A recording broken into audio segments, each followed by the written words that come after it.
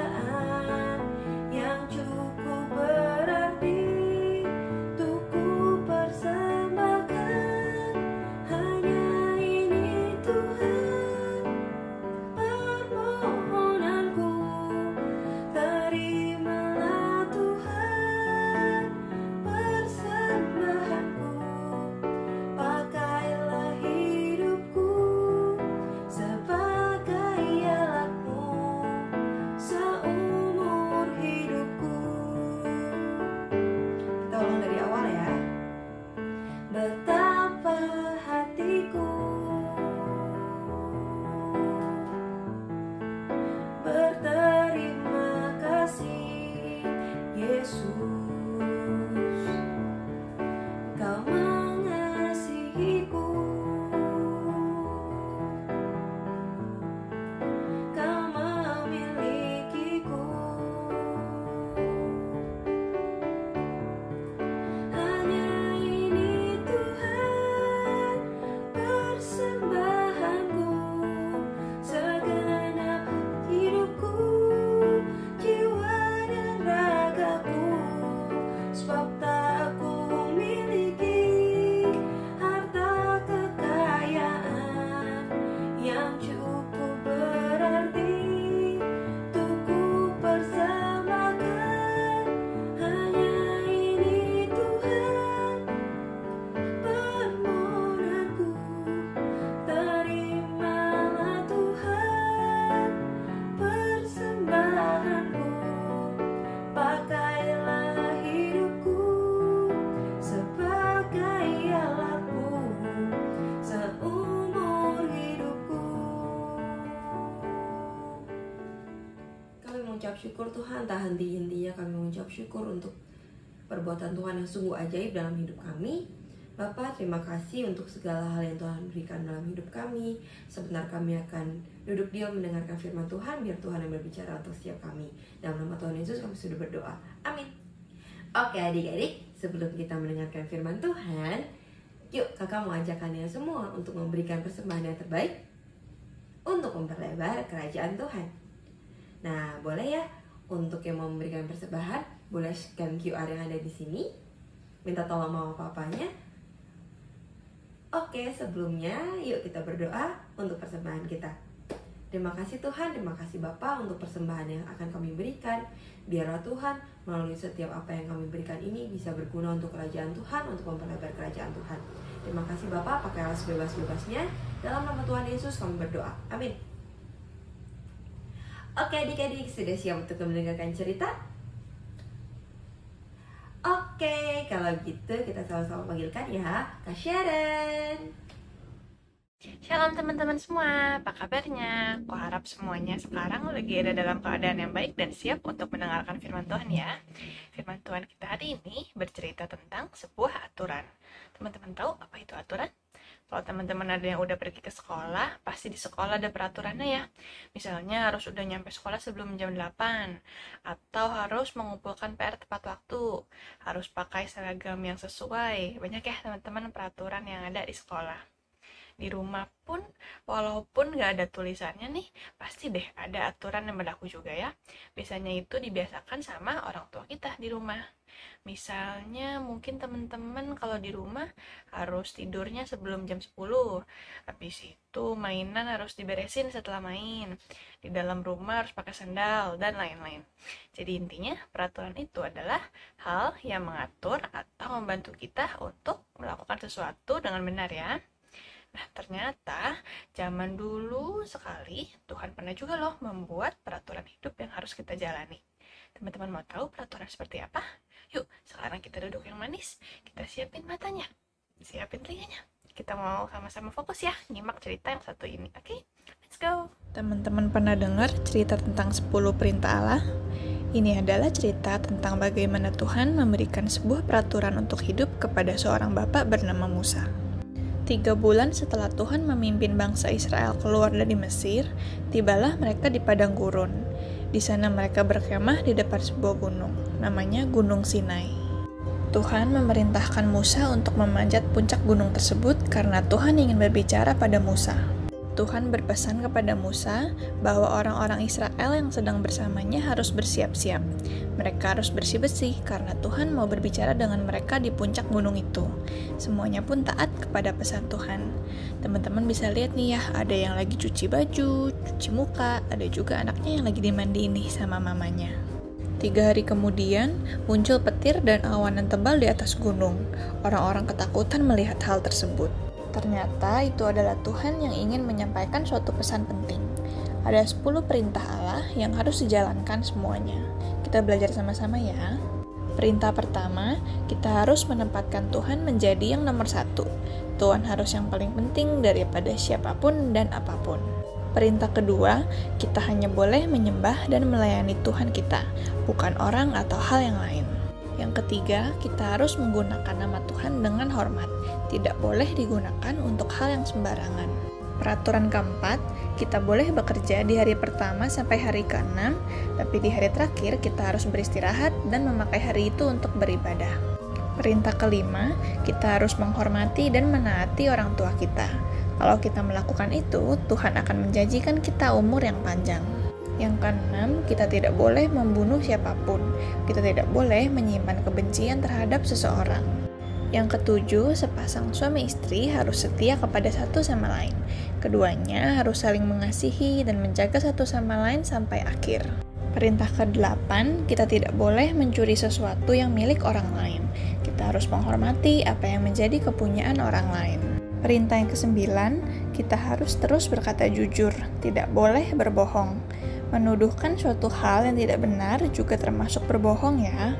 Dan perintah yang terakhir, ke-10, kita tidak boleh iri, serakah, atau mengingini sesuatu yang orang lain miliki. Kita juga harus belajar untuk bersyukur dan merasa cukup akan apa yang sudah kita punyai.